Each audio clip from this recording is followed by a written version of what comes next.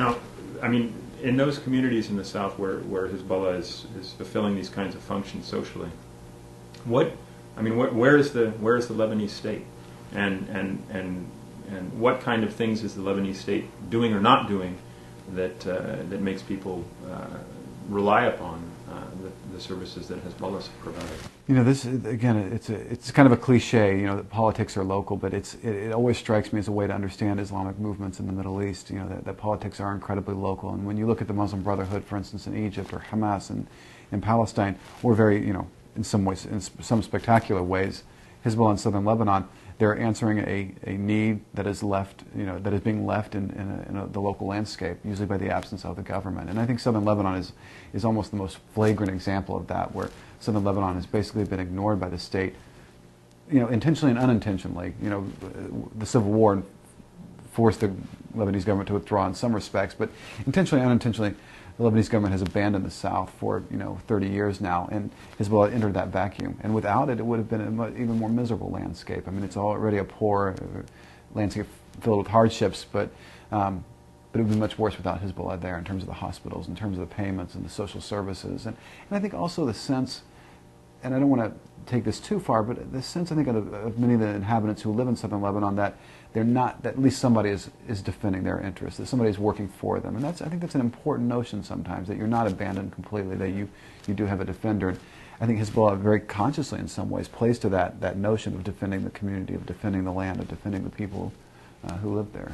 So I mean, to characterize the Israeli and to a certain extent the American approach to policy in Lebanon specifically, where there's a kind of an argument that Hezbollah is not a deeply rooted organization, but rather some sort of foreign implant that can somehow be that by war or by other policy initiatives, Hezbollah can be separated from the people by outside pressure, America, Israel, so on. This doesn't sound like you would consider this very credible. Exactly, and I think that's, you know, I think there was a notion during that war last summer, and I think American officials were talking about it, that we'd see a repeat in some ways of the 1982 Israeli invasion, when the Israelis invaded Lebanon up to Beirut, and the PLO, the Palestinians, were driven out of the country. And, you know, that most iconic moment in '82 when Palestinian fighters were forced to get on the boats and leave the capital. I think there was a notion among American and Israeli policymakers that they were going to do a repeat of this, just with Hezbollah. But it's one of those memories that's still so vivid to me, is sitting in the Washington Post bureau in Beirut, and I think it was the second or third day of the war, and Condoleezza Rice said, this war is going to end with the destruction of Hezbollah, or the dismantling of Hezbollah, or some notion along that, you know, something along those lines.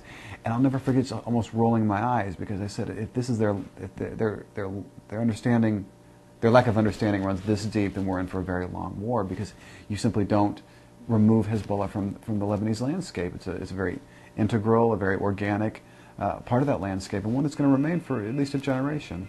The Israelis, and to a lesser extent the Americans, actually thought that they were going to be able to somehow tear Hezbollah out of the society that it was rooted in, and send them packing in the same way that the Israelis had sent the PLO packing in '82, in the late summer of '82. And I think that was their intention. I think that was their naivete. And, you know, you can almost see it with the Americans. I mean, with the Americans' approach to Iraq, for instance. I mean, it was such a superficial kind of understanding of what that country represented.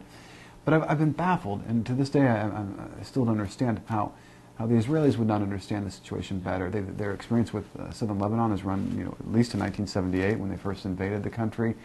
They've dealt with Hezbollah since its creation, almost after the Israeli invasion itself, and how they would still remain wedded to this notion that you could turn the rest of Lebanon against Hezbollah, and that would be the end of the story. It's spectacular in some ways. Yeah.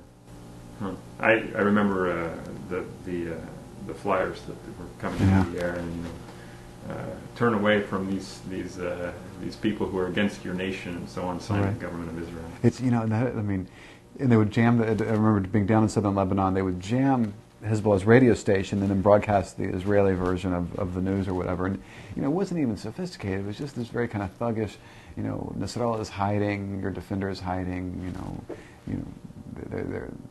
they're crumbling beneath the onslaught or whatever. I mean, it was just if one person out of what, a few 100,000 was turned, I would be amazed. I just think it was so heavy-handed. How can the level of misunderstanding be so great? I mean, it's a sort of a theme that unites, say, Iraq and Lebanon in a way, and sort of these early 21st century Middle Eastern conflicts somehow. But how is it that these people can be so ignorant of the actual situation in those countries? I'm going to kind of, I think a lot of people would really disagree with what I'm about to say, but I think a lot of it has to do with, I think both the United States and Israel, the lack of humanity they read into their opponents, the lack of, I think there's a certain, is prejudice the right word, is dehumanization, is kind of a certain condescension that they bring to the table when they deal with their opponents, and I think this informs a lot of what's going on. That could we understand a very complicated, complex relationship between Hizbollah and its constituency? I guess if we did, then we'd have to understand that this goes beyond just a simple notion of terrorism, or that there is something that would maybe motivate their actions, that is somehow legitimate, that is somehow worthwhile.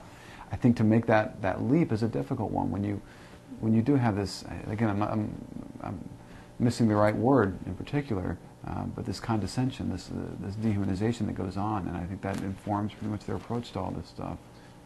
I hear, this. My sense of the region is that we're dealing with a region that for so long was defined by the Israeli-Palestinian conflict and perhaps one other conflict going on in the margins, the Lebanese Civil War, for instance, the Iran-Iraq War.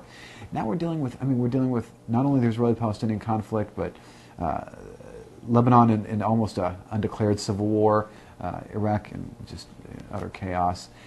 Just the level of degradation in the region is so breathtaking to me, and so it's hard for me, I guess, to see something really happening on the Israeli-Palestinian front that's not undertaken for cynical purposes. And I think there is a certain cynicism that colors what's going on in these Israeli-Palestinian talks now.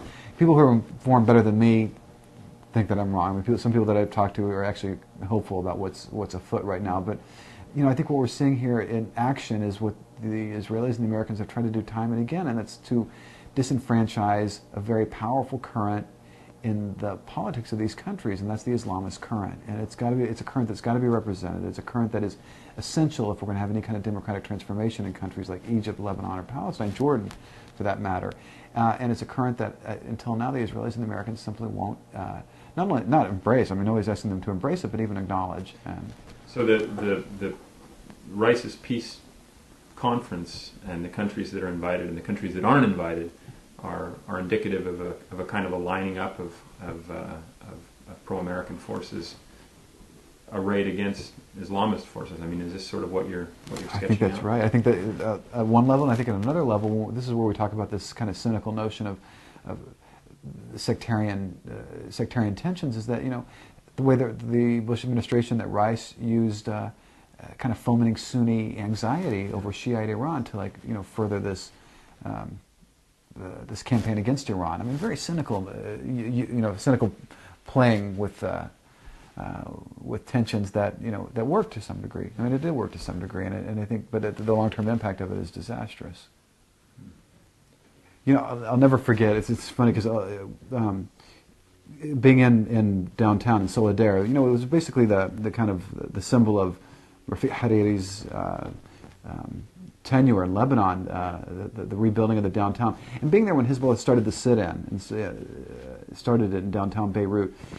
I think people overstated the degree of that this, what they represented. But there was no question, you couldn't escape the notion that the people that had long been disenfranchised in Lebanese politics, the people that had been on the margins, the people that had been left out of even Hariri's vision, I think to a certain degree, had all of a sudden come and seized the downtown, and making a political statement of it. It was very symbolic, I think, and it was inescapable. And I think both the people who were in the downtown understood it, and people who were watching it happen in the rest of Lebanon saw it happen as well.